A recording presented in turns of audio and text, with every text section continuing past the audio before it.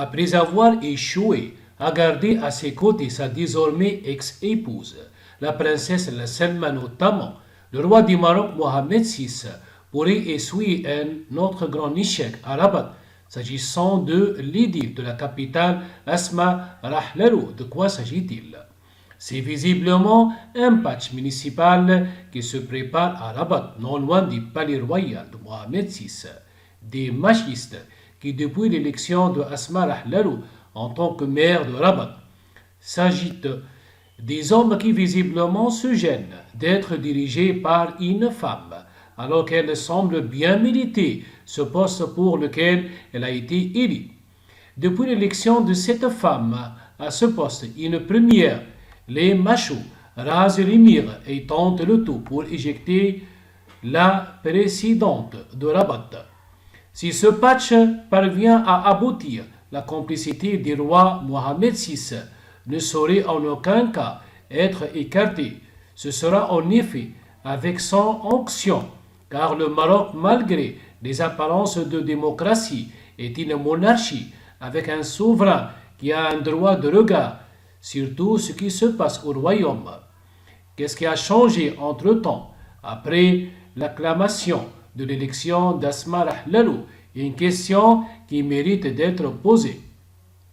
Surtout lorsqu'on apprend que ce sont des élus dits PGD de la FGD, parti d'opposition au conseil municipal de Rabat, qui ont adressé le 5 novembre une requête au gouverneur de la région de Rabat pour évoquer la mer.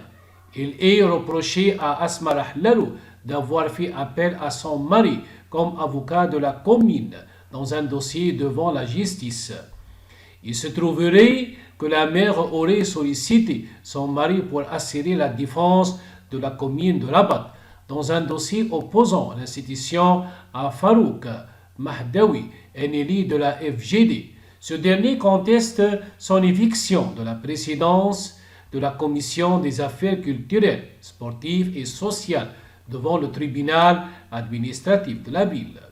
Et sur ce point précis que les élus du PGD et de la FGD attaquent Asma Rahlalou, les protestataires estiment que l'édile de la ville de Rabat a violé les dispositions de l'article 65 de la loi organique 113-14 en faisant appel à son mari d'avocat, Omar El Hyani, président du groupe des élus de la FGD, dénonce que la maire est dans un conflit d'intérêts pour avoir sollicité les services de son mari pour assurer la défense de la commune. Cette action de destitution intervient quelques jours seulement après la désignation par le Congrès national extraordinaire du parti d'Abdellatif Ben Kiran à la tête du PGD, lequel choix a été magnifié par le roi Mohamed VI, qui a souhaité réussite à Ben Kiran dans sa responsabilité de dirigeant en vue de consolider la position du parti sur la scène partisane nationale. Aujourd'hui, c'est ce même Abdel-Lileh Ben Kiran qui lance la procédure de destitution de la maire de Rabat avec l'onction du roi Mohamed VI.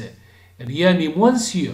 L'on sait toutefois qu'au Maroc, les femmes ont encore du mal à jouir de la force qu'on leur prétend.